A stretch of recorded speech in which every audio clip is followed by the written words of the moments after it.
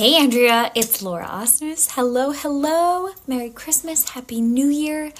Let's see. Let me try to answer your questions quick. Favorite memory of Lila. Oh my gosh, so many. I think I got to bring her to 2 movies that I did in Canada, and she was not a very good girl because she doesn't like being alone, and she really just wants to be part of the action. And so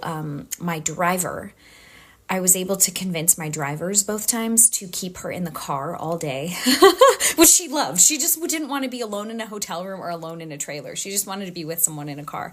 And on breaks, I would run to my car and see her. And so I just have sweet memories of her like being my buddy up in Canada when I was filming movies on set. Okay, but there are so many. It's too hard to count my memories of Lila. I love her so much. Miss her every day.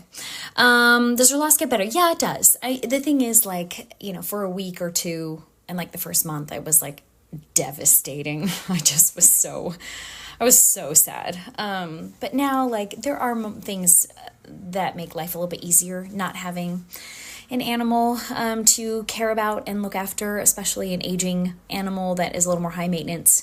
But doesn't mean I wouldn't do it all over again and that I don't miss her. Favorite LGBTQI plus musical? I don't know. I don't usually categorize my favorite musicals based on that particular thing. I'm trying to think of musicals that I've loved, that I've seen. One of my favorites has always been Light in the Piazza, that I really love. Again, there are so many. It's hard to choose just one. Do you have a piece of theater that you've seen that has inspired you and moved you throughout your career as an actor?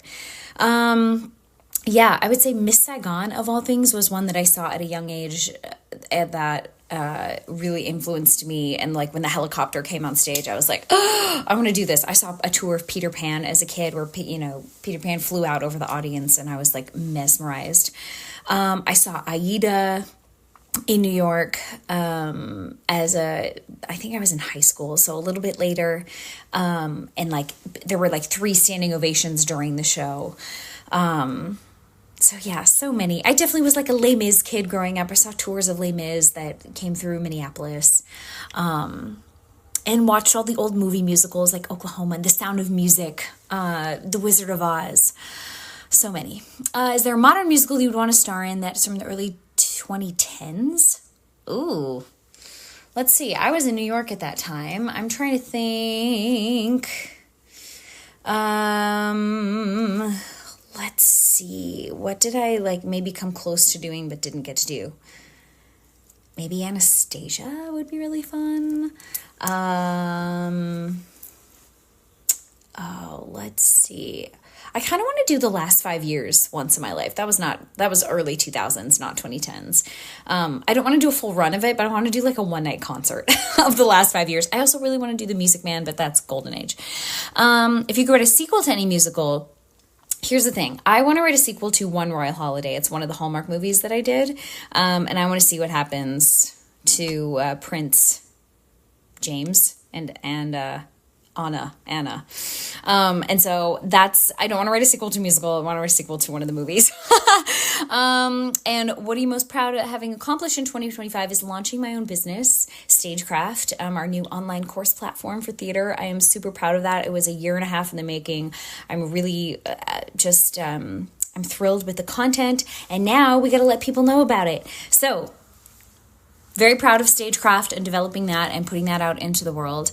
And I'm excited for 2026 with some projects that Nate and I, my husband, have been developing some film projects and are hoping to get to film and be on set in 2026. So we'll see if those things come to fruition.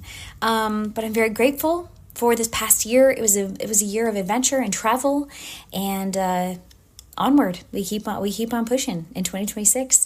Wishing you all the best. I hope you have an incredible New Year's Eve, and here's to an amazing year ahead. Mwah.